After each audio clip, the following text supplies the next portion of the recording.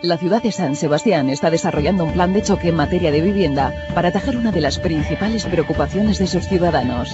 En los próximos años, hasta 15.000 nuevas viviendas se construirán en los diferentes planeamientos y polígonos dispuestos por el Ayuntamiento de San Sebastián junto a otras instituciones.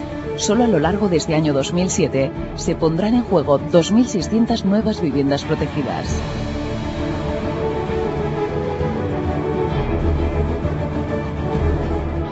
El polígono de Riberas de Loyola es el que concentra en la actualidad el mayor número de viviendas en construcción.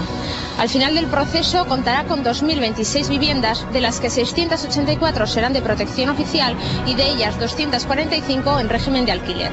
Y junto al desarrollo residencial, nuevos viales e infraestructuras, plazas públicas, el Jardín de la Memoria y una pasarela peatonal sobre el río que conectará el barrio con el Parque de Cristina Enea. El barrio de Alza asiste a una importante transformación en los últimos tiempos. En el desarrollo de Nerekan Lardialde está prevista la construcción de 354 viviendas, de las cuales 106 serán de protección oficial, 71 de ellas en régimen de alquiler y el resto a precio tasado.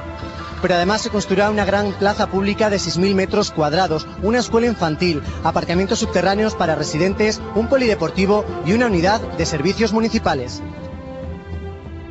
El plan de choque de la vivienda tiene prevista la creación de más de 15.000 nuevas viviendas hasta el año 2013. Porque seguimos construyendo la ciudad que tú quieres.